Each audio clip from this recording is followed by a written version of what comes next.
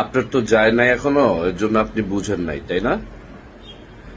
রামিসা যে মারা গেছে, তাকে যে খুন করা হয়েছে, ধর্ষণ করা হয়েছে, মানে যার সন্তান মারা গেছে তার বাবা একমাত্র বুঝতে পারতেছে। আপনাদেরটা যাবে, এর জন্য অপেক্ষায় আছেন তো আপনারা। আপনাদেরটাও যাবে, আমারটাও যাবে, আমাদের সবারটাই যাবে। কারণ এই ঘটনাগুলো ঘটতেছে, আমরা ফেসবুকে কয়েকদিন লাফালাফি করতেছি, তারপরে ফুস একদম শেষ। তারপর নতুন একটা, ওই যে রামিসার বাবা একটা কথা বলছে না, উনি তো দেখে, এর জন্যই বলছে যে আমার মেয়েকে নিয়ে সর্বোচ্চ 10-15 দিন কথা হবে, তারপর নতুন একটা ভাইরাল টপিক আসবে। কেউ হয়তো মাছ ধরতেছে, তাহলে কেউ হয়তো উপস্থাপনা করতেছে, হ্যাঁ, গ্রামগঞ্জের খ্যাত ম্যাত টাইনা নিয়ে এইসব বানাচ্ছেন, নিজেরাই কয়দিন পরে বলতেছেন রুচির দুর্ভিক্ষ, তাই না? আগে নিজেরা ঠিক হন, ঠিক আছে? মানে আর সরকারের দৃষ্টি আকর্ষণ করতেছি যে আপনারা কি বিচার করতেছেন, এত সময় লাগে এইসব জিনিসের বিচার করতে? হ্যাঁ, যদি ইনস্ট্যান্ট বিচার করে ফেলবেন। এত বড় একটা ঘটনা যদি মানে আপনার সাথে হইতো, আপনি কি করতেন, তাই না? আপনার মেয়ের সাথে তো হইতে পারতো। এখন কোন একজন মেয়ের সাথে হয়েছে, যারটা হয়েছে সে বুঝতেছে। আপনার তো ইনস্ট্যান্ট মানুষজনকে, জনগণকে দেখায় এদের বিচার করা উচিত, তাই না? কি করলেন? কোথায় ধরে নিয়ে গেলেন? কিসের পুলিশ আদালত, কিসের মানে মানে এখানে আইন কানুনের কি আছে?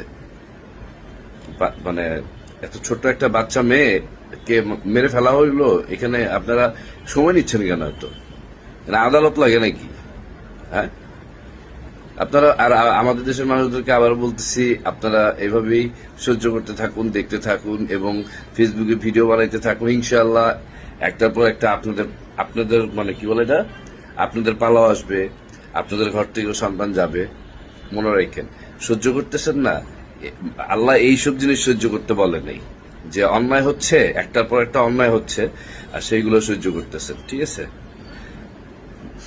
কিছু বলার নাই আসলে। মেয়েটার ছবি দেখা মানে আপনারা এখানে মানে ফেসবুকে এসে লাফালাফি করতেছেন, কারণ রাস্তায় আসেন সবাই, রাস্তায় এসে এটার বিচার চান সরকারের কাছে। এখন বলবেন যে আসছে তো অনেকেই, ওইসব ছোট ছোট মানে পুঁটি মাছের মানে আন্দোলন কইরা 100, 200, 500 জন লোক দাঁড়ায় আপনারা বিচার পাবেন? এগুলো হয়? হ্যাঁ, লোকটার বাবা, ওই মেয়েটার বাবা কি কি বলছে শুনলেন, ঠিক আছে? অতএব এটা একটা দীর্ঘশ্বাস আছে, যেটা পুরো দেশের উপরে পড়বে ইনশাল্লাহ। লেগে রাখেন আপনারা, আপনার কপাল আর অনেক দুঃখ আছে। আপনারা ভিডিও বানান, কোনো কিছু পাইলেই তো ভিডিও বানানো শুরু করেন, কিসের জন্য? হ্যাঁ, ডলারের জন্য, ভিউ ভিউ ব্যবসা নাকি? কোন অপশন পাইলেই হয়েছে, এক সপ্তাহ ওইটারে কোপান ইচ্ছা মতন সারা বাংলাদেশের মানুষ। যখন দেখেন যে ভিউ কমে গেছে, এখন তার দেখতেছে না, তখন আপনারা আর মানে মাথা ঠিক থাকে না, তা না, তখন আবার খুঁজতে থাকে নতুন কি হয়েছে, নতুন কি হয়েছে, তারপর আবার ওইটা নিয়ে ভিডিও বানানো শুরু করে। এত ফালতু সোশ্যাল মিডিয়া, এত ফালতু মানে কি বলবো দেশের সিস্টেম। আমার মনে হয় যদি সোশ্যাল মিডিয়াকে সবচেয়ে ফালতু ভাবে ইউজ করা হয়েছে কোন দেশে, এই ব্যাপারে যদি মানে অ্যাওয়ার্ড দেওয়া হয়, বাংলাদেশ 1 নাম্বার হবে আমার জানা মতে, ঠিক আছে? আমার জানা মতে বাংলাদেশ 1 নাম্বার হবে, ঠিক আছে? ধন্যবাদ রামিসার জন্য। ভালো থাকবেন সবাই।